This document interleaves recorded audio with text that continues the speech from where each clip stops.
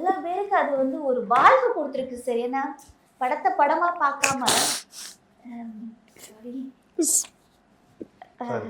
Sorry sir, உங்களுக்கு தெரியாது அந்த சீனை வந்து நான் 3 அவங்க அழுகுறாங்க. அவங்க எமோஷனல். பர்சனலி இந்த கதை வந்து அவங்க கதை ஆக்சுவலா.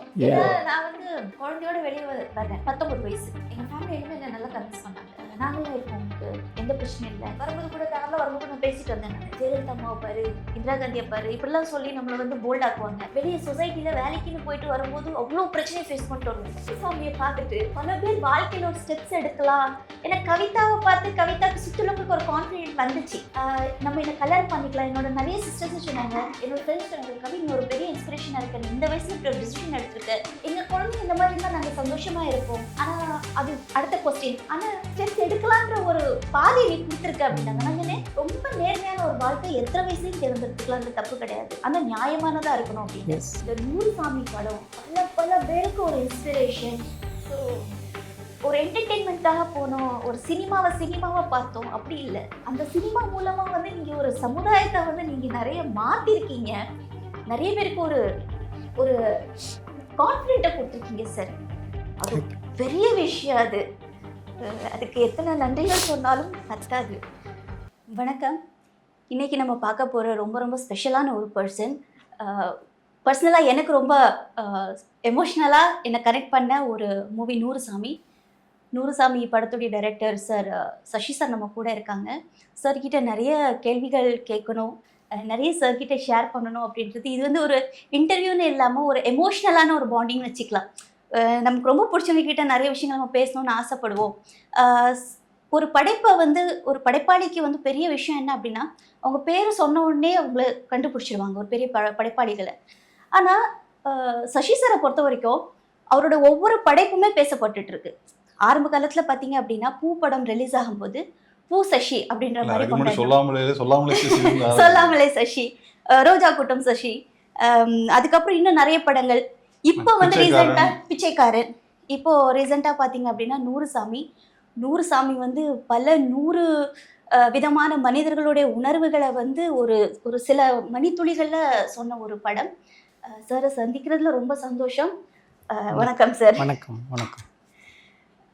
சார், இப்போ அதான் சொல்லாமலே சசி, பூ சசி, இந்த மாதிரி ஒவ்வொரு படத்துக்கும் ஒரு பெஞ்ச் மார்க்கு, ஒரு ட்ரேட்மார்க் வைக்கிறீங்களே, இது எப்படி சார்? இது வந்து எப்படி ஃபீல் பண்ணுறீங்க நீங்கள்? ஏன்னா ஒரே பிராண்டாக இல்லாமல் இவர் வந்து ஒரே ட்ரெண்ட் செட்டர் அப்படின்னு இல்லாமல் வருஷத்துக்கு ஒரு படம் கொடுத்துட்டு இருந்தால் இந்த பிரச்சனை இல்லையேங்க. 3 வருஷத்துக்கு ஒரு படம், 5 வருஷத்துக்கு ஒரு படம் கொடுக்கும்போது 20 வருஷத்துக்கு 4 படம் கொடுத்த டேரக்டரும் இருக்கிறாங்க சார். அதனால உங்களுக்கு வேறு. ஆனால் இது வந்து பெருசு இல்லை சார். ஒரு படத்தை ஒவ்வொரு படத்தையும் வந்து ஏன்னா சில டைரக்டர்ஸ் பார்த்தீங்கன்னா சார் அவங்களுக்கு இதுதான் ட்ரெண்டுன்னு இருக்கும். இவங்க மூவிஸ் பார்த்தீங்கன்னா இப்படி தான் இருக்குன்றது நமக்கு வந்து ஒரு பிக்சரைஸ் பண்ணிக்க முடியும். ஆனால் உங்களுடைய மூவியை பொறுத்த வரைக்கும் ஒன்றுக்குமே ரொம்ப டிஃப்ரெண்ட்டாக இருக்கும், ஒன்றுக்கு சம்மந்தமே இல்லாத மாதிரி இருக்கும். அதே மாதிரி ஒரு பெரிய பிராண்ட் ஹீரோ அந்த மாதிரிலாம் இல்லை. உங்களை பொறுத்த வரைக்கும், உங்கள் படங்களை பொறுத்த வரைக்கும் கதை தான் ஹீரோவாக இருக்கும். இல்லை, மேபி அந்த கதை தான் ஹீரோவாக இருக்கிறதுனால தான் நீங்கள் சொல்கிற அந்த பேரோட என்னுடைய இது வருதுன்னு நினைக்கிறேன். அதுக்கு ரீசன் வந்து இப்போ நான் எப்பயுமே ஸ்கிரிப்ட் பண்ணும்போது டிஸ்கஷனில் சொல்லுவேன்,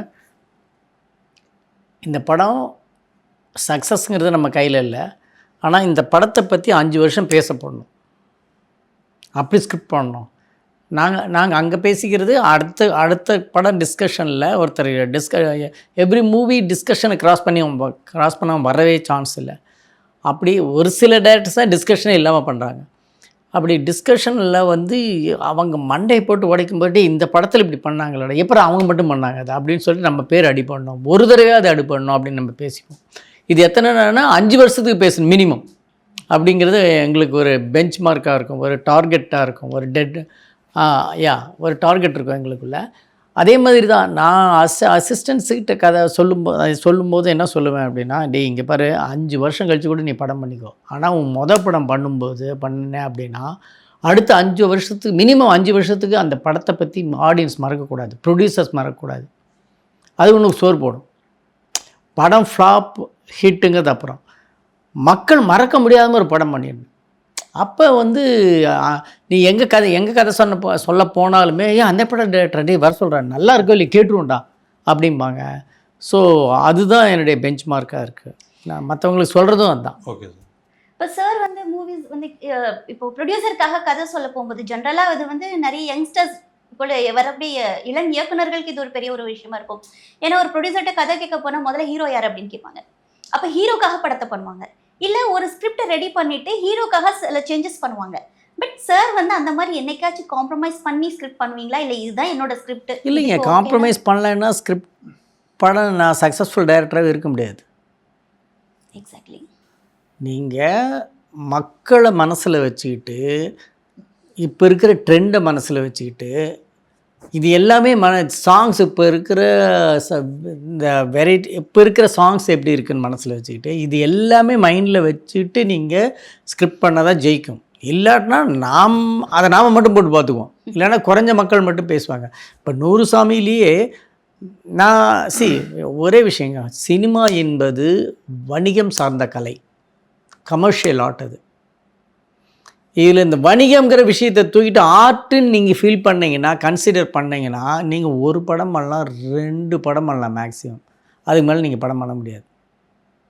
ஏன்னா business commercial involves in this. So அதை நான் மைண்டில் வச்சுட்டு தான் ஸ்கிரிப்ட் பண்ணுறேன். அதுக்குள்ளே ஹீரோ வேணுமா வேண்டாமாங்கிறது, அது எனக்கு ஹீரோ வேணுங்கிற கதை ஹீரோவாக இருக்கும்போது இது வச்சு போயிடலாமே அப்படின்ட்டு இருக்கும். ஆனால் ஆஃப்டர் பிச்சைக்காரன் நான் வந்து ஹீரோஸை மனசில் வச்சுட்டு தான் நான் கதை பண்ணுறேன். பட் இந்த கதையில் என்ன சொல்கிறது, எனக்கு ரொம்ப பிடிச்ச கதை ஆஃப்டர் பூவுக்கு அப்புறம் எனக்கு ரொம்ப பிடிச்ச கதை. இதில் வந்து ஆணுக்கு இம்பார்ட்டன்ஸ் இல்லை. விஜய் ஆண்டனி செகண்ட் ஹாஃபில் தான் வர்றாரு, கடைசி 40 நிமிஷத்தில் தான் வர்றாரு. ஹீரோ வேணும்னு இருக்கு எனக்கு.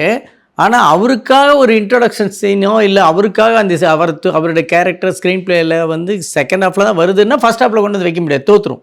கண்டிப்பாக ஒரு சீனை நவுத்தினா கூட, ஒரு ஷார்ட்டை நவுத்தினா கூட அந்த கட்டடை இடிஞ்சு விடணும். அப்படி பண்ணாதான் ஸ்கிரிப்ட். சார், இப்போ இந்த படத்துக்கு வந்தோம்னா, படத்தோட ஃபஸ்ட்டு ஒரு 15 நிமிஷம் வந்து ரொம்ப ஷார்ப்பாக, ரொம்ப நீங்கள் வந்து டைரக்டர் கார்டு போடுற இடம் வந்து ரொம்ப நச்சுன்னு வந்து விழுந்தது.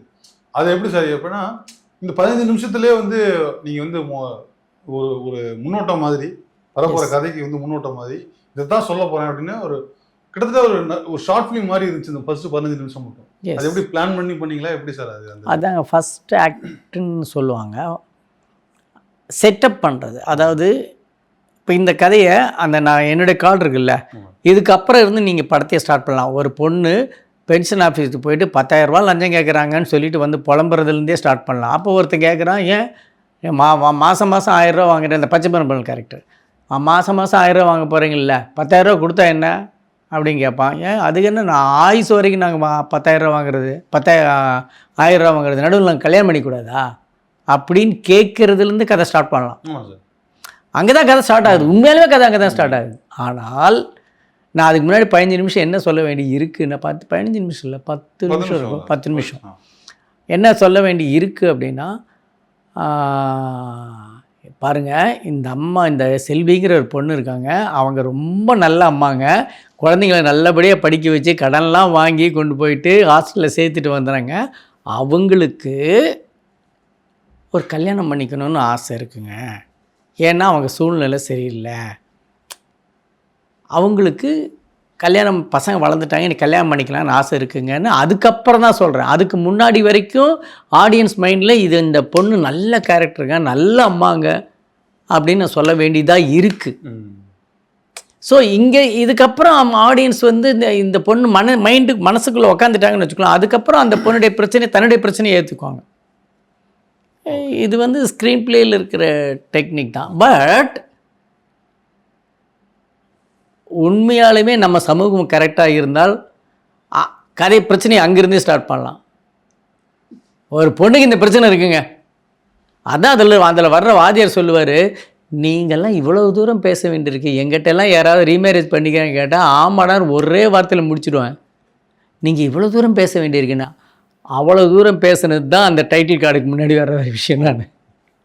சார், அதே மாதிரி இப்போது படத்தோட கதையை பார்த்தோம்னா, நான் என்ன எதிர்பார்த்தேன் அப்படின்னா, அவங்க வந்து அவங்களோட சோகம், கஷ்டம் அதெல்லாம் சொல்லி அழுவாங்க, ம் அப்படிலாம் சில சீன்ஸ் இருக்குன்னு நான் எதிர்பார்த்தேன். அவங்க பொட்டு வைக்கிறது ம் இதெல்லாம் ரொம்ப ஈஸியா கடந்துட்டீங்க நீங்க. அதாவது அந்த அந்த அழுவாச்சி சீன்ஸ் சொல்றோம்னா அது வந்து ரொம்ப ஈஸியா கடந்து சினிமா அதை வந்து நான் அதுதான் ஒரு எப்படியும் 1/2 மணி நேரத்துக்கு அது இருக்கும்னு நினைச்சேன். நீங்க ஒரு சாங்ல ஒரு 5 நிமிஷத்துல அதை கடந்துட்டீங்க. என்ன பிளான் சார் அது? அது அதான் அதுதான் இப்போ யாருமே அழுகிறத பார்க்கறதுக்கு ரெடியாக இல்லைங்க. கதையை சொல்கிறதுக்கு முன்னாடி அந்த அம்மாவை பற்றின அந்த அம்மாவுடைய பிரச்சனையை சொல்கிறதுக்கு முன்னாடி அழுகாட்சியை பார்க்குறதுக்குலாம் ரெடி இல்லை. கிளைமேக்ஸில் மட்டும்தான் அவங்க தேம்பி அழுவாங்க, லைக் பூ. ஆமாம் சார். ஓகே, ஸோ மக்கள் வந்து நெகிழ்கிறதுக்கு ரெடியாக இருக்காங்க, அழுகிறதுக்கு ரெடியாக இல்லை. Nice sir, nice. Okay, so நான் என்னுடைய எல்லா படங்களும் நெகிழ்வை கொடுக்கறதுக்கு நான் ட்ரை பண்ணிகிட்ருக்கேன். அது ரொம்ப கஷ்டம், அது ரொம்ப கஷ்டம். ஓகே, அதான். ஸோ நீங்கள் வந்து அதை பிளான் பண்ணி தான் அதை வேணாம் அப்படின்னு. ஆமாம் ஆமாம் ஆமாம் ஆமாம், அதுதான் நான் சொல்கிறேன், கமர்ஷியலுங்கிறேன். அது இது மக்கள், அதை மக்கள் பல்ஸ், மக்கள் என்ன எதை எதிர்பார்க்குறாங்க, எது அவங்களுக்கு பிடிக்கும், இப்படியெல்லாம் ஒரு ஒரு சாயபயங்கிற ஒரு மியூசிக் டைரக்டர் வந்து படம் ரிலீஸ் ஆகிறதுக்கு முன்னாடி ஏன் இவருக்கு இத்தனை படம், ஏன் அப்போ என்ன வந்து அந்த பவளமல்லி சாங் ஏன் இந்தளவுக்கு இவ்வளோ பில்லியன்ஸ் போகுது, இமீடியட்டாக நம்ம போயிட்டு செக் பண்ணோம். ஓகே, நம்மளை மாற்றிக்கணும். முதல்ல நம்ம அன்லேர்ன் பண்ணுறது தான் நான் கற்றுக்கிட்டு இருக்கிற பெரிய என்னுடைய ப்ளஸ்ஸாக நினைக்கிறேன். அன்லேர்ன் பண்ணுறேன் நான், இது வேண்டாம் அப்படி வேண்டான்னு நினச்சது தான் அந்த அழுகையெல்லாம். இந்த படத்துல வந்து ஒரு 2 பசங்களுடைய கேரக்டர், பையனோட கேரக்டர், அந்த பையனோட கேர்ள் ஃப்ரெண்ட்ஸோட கேரக்டர். ஒரு பொண்ணு வந்து அதை வந்து அக்செப்ட் பண்ணிக்கிறா, ஒரு பொண்ணு வந்து அதை வந்து ரிஜெக்ட் பண்றத சிச்சுவேஷன்ஸ்ல இருக்கிறா. உங்க அம்மாவுக்கு இப்போ இந்த இது தேவையா, நம்மளுக்கு லைஃப் பாதிக்கும் அப்படின்னு. ஸோ இந்த 2 வேரியேஷன்ஸ் கேரக்டர்ஸை வந்து அது வந்து ஒரு ஃப்ரேம்ல. இந்த காலத்து பெண்கள் அந்த விதவை திருமணத்தை ஏத்துக்கிறாங்களா இல்லை வந்து? இல்லைங்க கவிதா, இப்போ 2வது பொண்ணுமே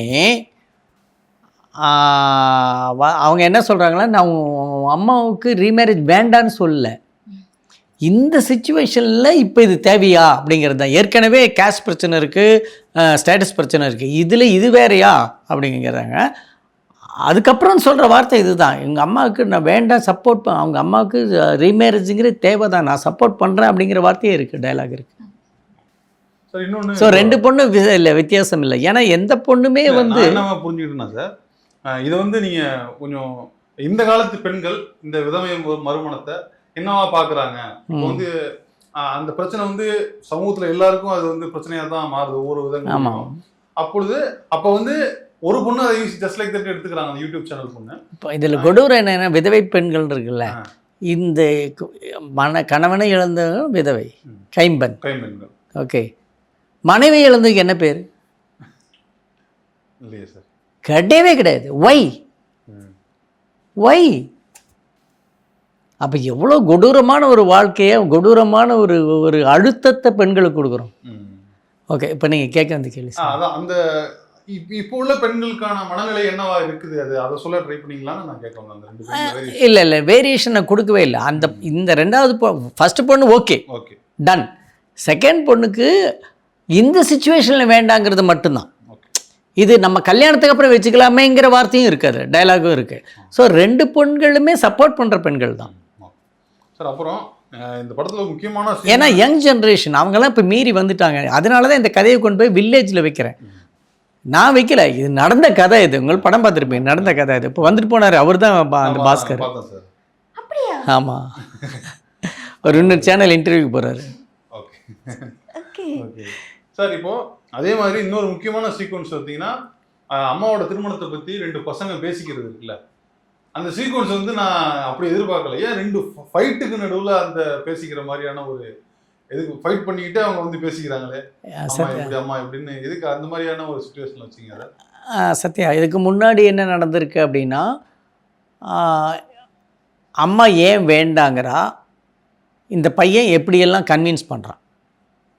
ஓகே, அம்மா என்ன சொல்கிறேன், இந்த வயசில் வந்து கல்யாணம் பண்ணிட்டு ஊர் என்னடா சொல்லும் அப்படிங்கிறதுலேருந்து அந்த மாதிரி பிரச்சனைகள்லாம் சொல்லிகிட்ருக்கு.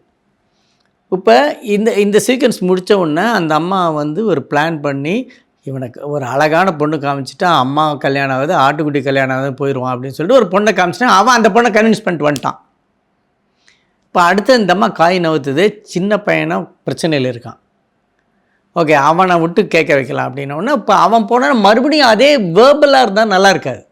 ஸோ டெக்னிக்கலாக இல்லை ரைட்டராக நான் என்ன பண்ணுறேன், இது எப்படி ஸ்டேஜ் பண்ணுறது.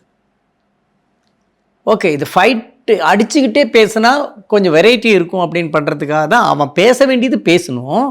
அம்மாவுக்கு எதுக்குடா கல்யாணம் அப்படின்னு சொல்லிட்டு அவன் கேட்பான், அப்பா இருந்த இடத்துல எப்பறம் இன்னொரு ஆள் வச்சு பார்க்க முடியுது, அது எவ்வளோ நிஜமான நமக்கு இருக்குங்க, அது உங்களுக்கு இருக்கும், இவங்களுக்கு இருக்கும். ஏன்னா அப்பாவை நேசிச்சிட்டோம். ஆனால் அப்பா இல்லாமல் போய் 10 வருஷம் ஆச்சு. ஆனாலும் அம்மா அம்மாவுக்கு இன்னொரு கல்யாணங்கிறப்ப அந்த இடத்துல வச்சு பார்க்குறது கஷ்டமாக தான் இருக்கும். அதை எப்படி உடைக்கிறது? அப்போ அவன் கேட்குறான், டே அப்பாவை பற்றி நினச்சிக்கிட்டே இருக்கணுமா, அம்மாவை பற்றி நினச்சி பார்க்கணுமாடா அப்படிமா. நீ விட்டுரு, நான் அம்மாவை ராணி மாதிரி பார்த்துக்கிறேன். டேய் போடா, ஃபோனை உடச்ச பிறகு தான் கொண்டு போய் அம்மாவுக்கே கொடுக்குறேன், ராணி மாதிரி பார்த்துக்கிறானா அப்படிமா.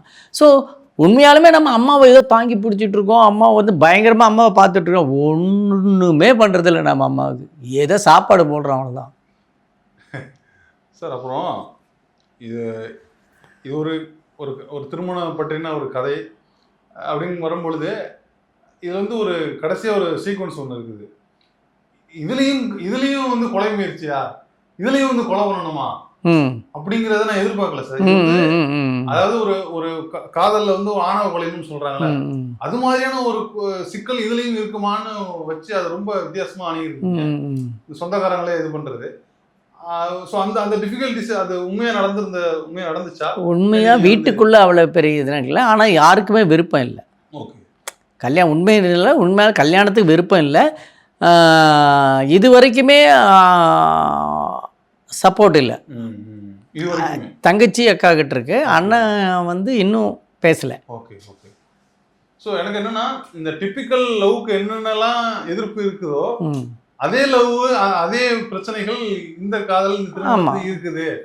ஒரு ஆணவ கொலை அளவுக்கு போறது கூட இங்க தயங்காம இருக்கிறாங்க அப்படிங்கறத அது காட்டதான் நான் புரிஞ்சேன். ரொம்ப நல்லா இருந்துச்சு. தேங்க்யூ. அது சினிமேட்டிக். சுவாசிகா அந்த கேரக்டர் செல்விய பேசின டயலாக் தான் சார் வேற லெவல்ல இருந்துச்சு. அந்த ஒரு வார்த்தை சொன்னோன்னா அப்படியே சைலண்டா எல்லாரும் உட்கார்ந்துருக்கும் போது, ஆனா அது நிறைய பேரால அந்த வார்த்தையை சொல்ல முடியாது.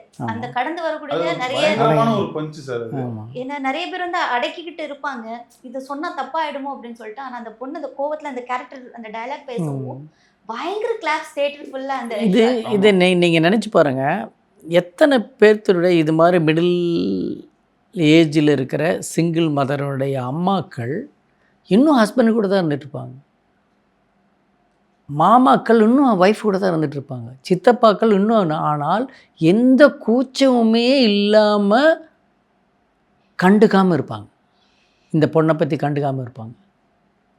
இல்லை இது எப்படி நம்ம ரீமேரேஜ் பண்ணி வைக்கிறது? குழந்தை இருக்கே, அவன் என்ன பண்ணுவான்? ஏதாவது பண்ணும்ல, நீ பண்ணியிருப்பில்ல, இல்லை நீ பண்ணிட்டு தானே இருக்கிற, நீ தாம்பத்திய வாழ்க்கையில் எதையா எப்படி கூச்ச நாச்சம் இல்லாமல் இருக்கிறாங்கன்னு தெரியல. வீட்டுக்குள்ளே ஒரு ஜீவனை வச்சுக்கிட்டு ஒய், அதுதான் எனக்கு இதாக வந்துச்சு. ஏன் இந்த பெண் மட்டும் இப்படி இருக்கணும்? குழந்தை எடுத்துட்டா ஒய் வாட், என்ன பேசுங்க. ஒரே ஒரு தடவை தானே பிறக்க போகிறோம், நம்ம ஒரே ஒரு தடவை தானே வாழ போகிறோம். சார் இப்போ இந்த மாதிரி இவ்வளோ கோபம் இருக்குது, உங்களோட படங்கள் எல்லாமே பெண்களை சார்ந்து இந்த மாதிரியான ஒரு மெல்லிய உணர்வுகளை சொல்கிறதா இருக்குது. இந்த ப்ராசஸ் எப்படி இதை கதையாக பண்ணணும்? இந்த சிவப்பு மஞ்சள் பச்சை அந்த படத்தில் கூட இந்த நைட்டி சீன் ஒன்று வரும். மச்சினனை கிண்டல் பண்ணியிருப்பாப்ல சித்தார்த். அப்போ அவங்க அம்மா துணி காய போட்டுட்டு இருக்கும்போது சிம்பிளாக அந்த விஷயத்த சொல்லிட்டு போயிடுவாங்க, ஏன்னா நைட்டி போட்டால் அவ்வளோ கேவலமா அப்படின்ற மாதிரி போயிடுவாங்க. அது சித்தார்த்துக்கு ஒரு ஸ்பார்க் கொடுக்க மாதிரி இருக்கும், ரொம்ப ஒரு கில்ட்டாக ஃபீல் பண்ணப்பல.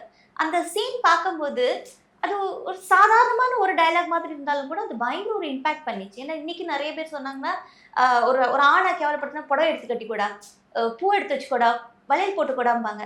அப்போ இதெல்லாம் அவ்வளோ கேவலமான ஒரு விஷயமா அப்படின்னு. ஆனால் அந்த மொத்த படத்துலையுமே எனக்கு அந்த சீன் எப்போ என்ன கூப்பிட்டு கேட்டாலும் எனக்கு அந்த ஒரு சீன் எனக்கு ஞாபகம் இருக்கும். ஸோ இந்த மாதிரி ஒரு விஷயமா இருக்கட்டும், இல்லை இந்த 100 சாமின்னா அந்த செல்வின்ற கேரக்டரை அவ்வளோ அழகாக, ஏன்னா நிறைய பேருக்கு அது கனெக்ட் பண்ணி பார்க்க முடிஞ்சிச்சு சார். பர்சனலாக எனக்கு அது ரொம்ப கனெக்ட் ஆச்சு. ஏன்னா குழந்தைங்க வளர்ந்துட்டாங்க, இனி உனக்கு என்ன இருக்குன்னா பெண்ணை பெண்ணா தான் பாக்குறாங்க எத்தனை வயசு ஆனாலுமே. ஒரு தடவை அம்மா ஆயிட்டா கடைசி வரைக்கும் அம்மாவா மட்டுமே இருந்துட்டு போகணும்னு நினைக்கிறாங்க. எல்லாம் சொந்த பந்தங்களா பார்க்கும்போது அவளுக்கு என்ன பாதுகாப்பு தேவைப்படுது? எல்லாம் வந்து ஒரு பார்ட்னர்னா உடல் ரீதியான தேவைன்னு தான் அசிங்கமா தான் யோசிக்கிறாங்களே தவிர அவளுக்கு ஒரு பாதுகாப்பு வேணும், இல்லை அவளுக்கு ஒரு ஃபேமிலியோடு இருக்கணும், அவளுக்கும் அவளா இருக்கணும்ன்ற ஒரு உணர்வு இல்லை, யாரும் யோசிக்கிறது இல்லை. அது அந்த கேரக்டர் செல்வி கேரக்டர் அந்த சார் கிட்ட பேசுற அந்த அந்த விஷயமா இருக்கட்டும், அவங்க யோசிப்பாங்க பிள்ளைங்க இருந்தாங்க, நீ அவங்க காலேஜ் போயிட்டாங்க, நான் எப்படி சமாளிக்க போறேன். அந்த வில்லன்ஸை வந்து நீங்க வந்து முகமே காட்டவே இல்லை, குரல் மட்டும் தான் வரும். ஏன்னா இந்த குரல்கள் எல்லாம் நாங்க நிறைய கேட்டு கேட்டு கேட்டு கேட்டு வந்ததுனால முகம் தேவையில்லை. அதுதான் நெட்ட கருப்பு வெள்ளை சிகப்பு அவங்க ஆடியன்ஸ் இமேஜினேஷன் விட்டு இந்த குரல்ல நீ யாரை வேணா பொருத்தி பார்த்துக்க, குரல் அப்படி பொருந்து போகும். அதெல்லாம் பார்க்கும்போது நிஜமா சார் எனக்கு வந்து அதை பர்பஸ்ஃபுல்லாக பண்ணுறதாங்க. அதை வந்து நீங்கள் பழைய செந்தாமரைன்னு ஒரு ஆர்டிஸ்ட் இருந்தாங்க தெரியுங்களா, இந்த பூவெல்லாம் கட்டிட்டு வருவார், அந்த மாதிரி நீங்கள் யாரை வேணால் இமேஜின் பண்ணிக்கலாம் அந்த அந்த வாய்ஸில். அதனால் பர்பஸ்ஃபுல்லாக காமிக்க கூடாதுன்னு நினச்சேன். ஏன்னா அது ஒரு ஆம்பளை காட்ட முடியாது, ஒரு சீனை காட்ட முடியாது, சரி ஒரு முகம் இல்லை, ஆண்கள் எல்லாத்துக்குமான முகம்தான் அது. ஆனால் இப்போ அந்த சீனில் சார் அந்த மாதிரியான ஒரு சுச்சுவேஷனில் அந்த பெண்கள் இருக்கிறாங்கன்னு இது வரைக்கும் நிறைய பேருக்கு தெரிஞ்சிருக்காது. ஒரு விடுதலை பையன் இருக்கான்னா ஒரு 15 20 வயசு 25 வயசு இருக்கு. இல்லை சார், இல்லை சார், இல்லைங்க சத்யா, எல்லாருக்கும் தெரியுங்க. ஒரு பொண்ணு தனியாக இருக்கிறா அப்படின்னா, அன்மேரிடா,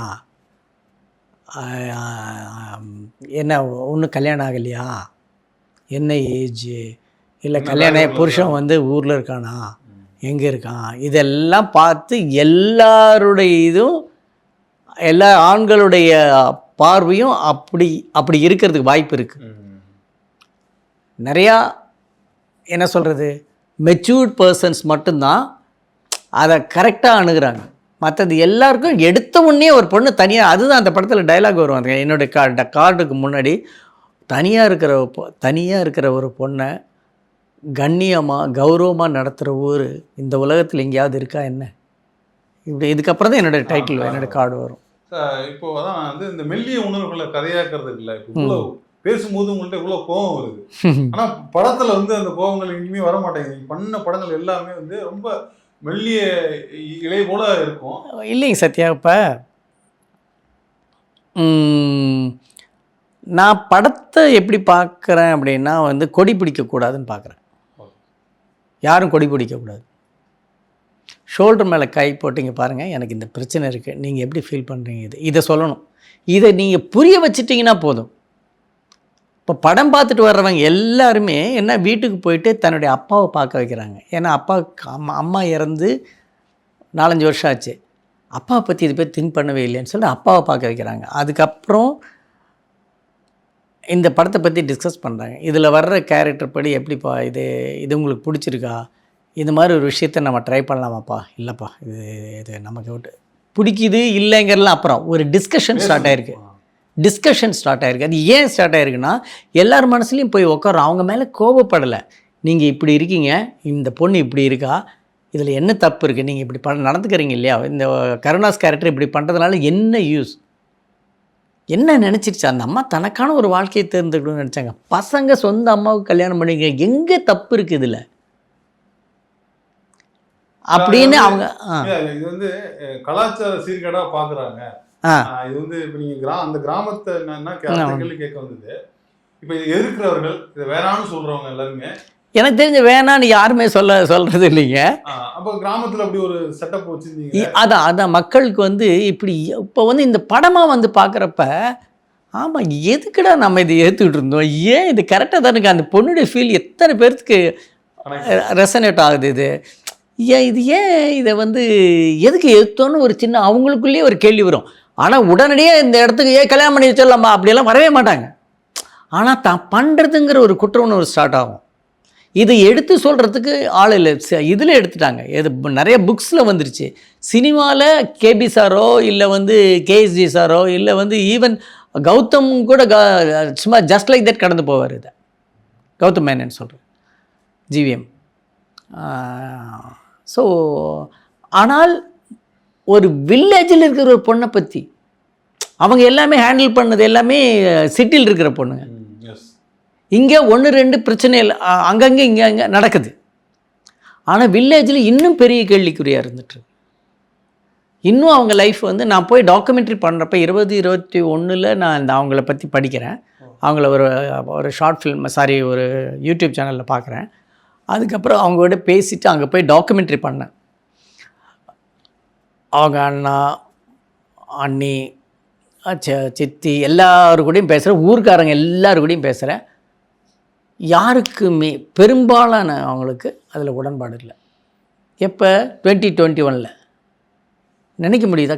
இந்த கல்யாணத்துக்கு உடன்பாடு இல்லை. ஒரு காலேஜ் போகிற பொண்ணு சொல்லுது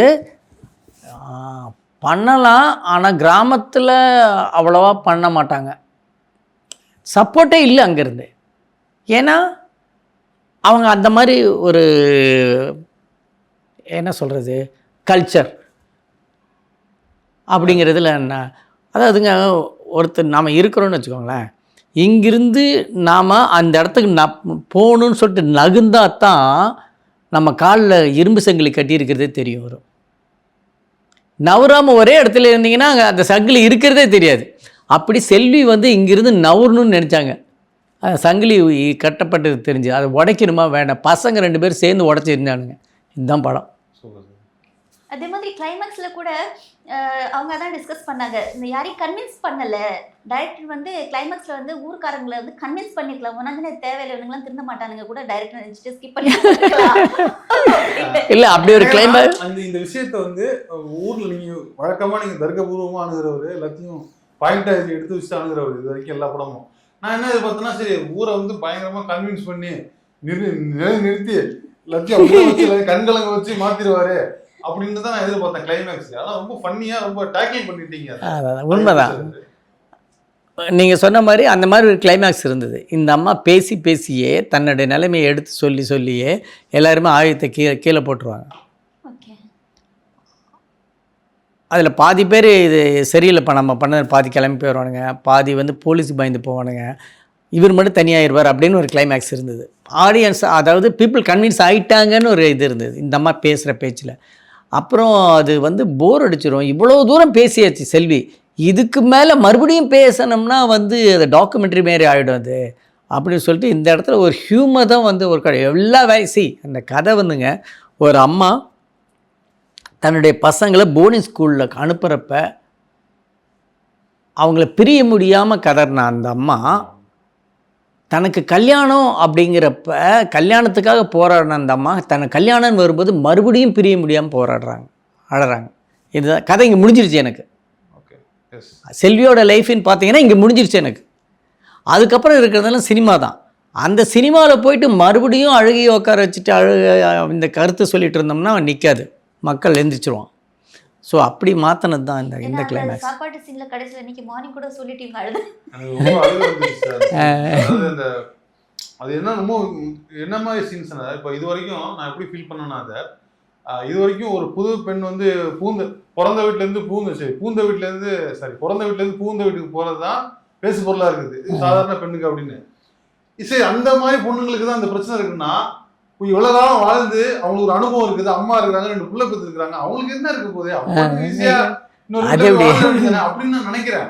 ஆனா அதுல ஒரு ஃபீலிங்ஸ், சாப்பாடு போடும் பொழுது அவங்க கலங்குறாங்களே, நாளைக்கு யாரா அவங்க சோறு போடுவான்னு ஒரு இடம் வந்து பாருங்க. ஆனா எதிர்பார்க்கவே இல்லை, நான் தேம்பி நினைச்சு அழுகுறேன் அந்த இடத்த. ஸோ அந்த மாதிரியான பெண்களுக்கும் ஒரு வழி வேதனை. இப்போ வந்து அவங்க வந்து சீக்கிரமா இந்த வீட்டை விட்டு போயிடுவாங்க, இன்னொரு வீட்டில் போய் அடாப்ட் பண்ணிடுவாங்கன்னு மெச்சூரிட்டி இருக்குது. சின்ன பொண்ணுங்க அழுகும், பெரிய பொம்பளைங்களுக்கு என்ன இருக்கு போது அவங்க போய் அடாப்ட் பண்ணிப்பாங்கன்னு நினைப்போம். இப்படி ஒரு நியூவான்சஸ் இருக்குன்னு இருந்தது ரொம்ப ஆச்சரியமா இருக்கு சார். தேங்க்யூ. ரொம்ப அருமையான சீன். எல்லாருமே அந்த சீன்ல கலங்கி இருப்பாங்க சார். எஸ், அந்த இடத்துல நீங்க சொல்றீங்க அது முடியுது, அதுதான் கிளைமேக்ஸ். எனக்கு அதுதான் கிளைமேக்ஸ். அந்த இடத்துல மக்கள் அழுதுட்டா படம் ஹிட் அப்படிங்கிறது தான் என்னுடைய தாட்ல இருந்தது. ரொம்ப உங்களுக்கு தெரியாது, அந்த சீனை வந்து நான் 3 அவங்க அழுகுறாங்க. அவங்க எமோஷனலா பர்சனலி இந்த கதை வந்து அவங்க கதை ஆக்சுவலா. நான் வந்து குழந்தையோட வெளியே வர்றேன், 19 வயசு. எங்கள் ஃபேமிலி எல்லாமே என்ன நல்லா கன்வின்ஸ் பண்ணாங்க, நாங்கள்லாம் இருக்கோம், உனக்கு எந்த பிரச்சனையும் இல்லை. வரும்போது கூட காரில் வரும்போது கூட நான் பேசிட்டு வந்தேன். நான் ஜெயலலிதா அம்மாவை பாரு, இந்திரா காந்தியை பாரு, இப்படிலாம் சொல்லி நம்மளை வந்து போல்டாக்குவாங்க. வெளியே சொசைட்டியில் வேலைக்குன்னு போயிட்டு வரும்போது அவ்வளோ பிரச்சனையை ஃபேஸ் பண்ணிட்டு வருவோம்.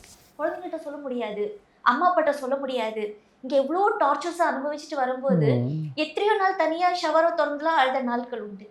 ஆனால் எனக்கு கல்யாணம் பண்ணி வைக்கணும்னு எங்கள் வீட்டில் அவங்க யோசிக்கல. எனக்கு ஒரு லைஃப் என்ன நினைக்கல. அவங்க நினைச்சதே ஒரு போல்டான பொண்ணு, நல்லா பேசுவா, பயங்கர தைரியசாலி, அவளுக்கு யாரும் தோண தேவையில்லை அப்படின்னு. எப்போ கேட்குறான்னா என் பையன் 11th படிக்கும்போது சண்டை போடுறான். ஒரு பிரச்சனை வெளியே அதே மாதிரி ஃபேஸ் பண்ணுற போது வளர்ந்துட்டான், டீனேஜ்க்கு வந்துட்டான். இப்போ ஃபேஸ் பார்த்தோன்னு கேட்குறேன் என்ன மம்மி ஆச்சு அப்படின்னு. ஒன்றும் இல்லடா அப்படின்னு. அவன் அந்த மைண்டில் வச்சுட்டு ஒரு விஷயம் நடக்கும்போது எங்கள் அம்மா கிட்ட அவ்வளோ சண்டை போடுறான். நீங்கள்லாம் எங்கள் அம்மாவை வந்து விட்டுட்டீங்க, எங்கள் அம்மாவுக்கு ஒரு லைஃப் இருக்குன்றது நீங்கள்லாம் யோசிக்கல. அப்போ எங்கள் அம்மா சொல்கிறாங்க, நீ இருக்கையில தங்கம், நீ பார்த்துக்க மாட்டியான்னு. நான் எப்படி பார்த்துக்க முடியும்? எங்கள் அம்மாவுக்கு தேவைக்கு நான் எப்படி செய்ய முடியும்? அவங்களுக்கு சாப்பாடு போட்டு அதை அவங்களே தான் சம்பாதிச்சு சாப்பிட்டுக்கிறாங்க, அவங்களுக்குன்னு ஒரு லைஃப் இருக்குல்ல அப்படின்னா. நான் கல்யாணம் பண்ணி வைப்பேன், எங்கள் அம்மாவுக்கு என்னைக்கு பிடிக்குதோ, யாரை பிடிக்குதோ நான் கல்யாணம் பண்ணி வைப்பேன் தான். எங்கள் அம்மாவுக்கு பயங்கர ஷாக்கு. நாங்கள் கல்யாணம் பண்ணதில் எங்கள் அம்மாவுக்கு ஒரு சின்ன ஒரு நெருடல் இருந்துகிட்டே இருந்துச்சு, இப்போ இருக்குது. ஆனால் என் பையன் சொன்னது, எங்கள் அம்மாவுக்கு 60 வயசில் அவங்களுக்கு ஒருத்தரை பிடிச்சாலும் அவங்க ஏற்றுக்குவாங்க, யாரும் ஒரு வார்த்தை பேசக்கூடாது அப்படின்னா. யாருங்க பையன் பேர் என்ன? கமலேஷ். கமலேஷ் சார். கிரேட். இப்போ என்ன பண்ணுற அப்படி? இப்போ வந்து பிஸ்னஸ் பண்ணிட்டு இருக்கான், ஈவென்ட் மேனேஜ்மெண்ட் பண்ணிட்டு இருக்கான், விஸ்காம் முடிச்சுட்டு. Super. So Kamlesh, salute to you. Thank you sir. So நான் வந்து எனக்கு இவங்க பிடிச்சிருக்கணுன்னு எனக்கு எங்கள் அம்மா கிட்ட சொல்ல முடியல, பயத்தில். உனக்கு இது தேவையான்னு கேட்டால் நான் என்ன பண்ண முடியும் அப்படின்னு நான் என் பையன்கிட்ட சொல்கிறேன், ராஜுமா எனக்கு ஒன்று பேசணுன்னே. சொல்லுங்கண்ணா, நீ ஃப்ரீயாக இருக்கும்போது சொல்லு அப்படின்னு. இல்லை இல்லை நான் உங்களுக்காக ஃப்ரீயாக தான் இருக்கேன், யாரை பிடிச்சிருக்கா உங்களுக்கு அப்படின்னா. ஆமாம் அப்படின்னு. யார் என்ன சொல்கிறது, நான் அப்புறமா பேசுனேன், சத்யாவான்னு கேட்டான். ஆமாம் அப்படின்னு. சரி மம்மி, நல்ல சாய்ஸ் தான். ஏன்னா அவங்களும் இந்த 7 மேலே செல்வி மாதிரி தான், அவங்களும் நிறைய நொந்து போயிருக்கும் போது நானும் நிறைய நொந்து போயிருக்கும் போது. அவங்க என்ன ஏஜ்? இல்லை கமலேஷ்க்கு அப்போ கேட்குறப்ப என்ன ஏஜ்? நீங்கள்? he was 22+. now he is 23. Okay. So okay அப்படின்னோடனே, ஓகே மம்மி உங்களுக்கு பிடிச்சிருக்கா பண்ணுங்க.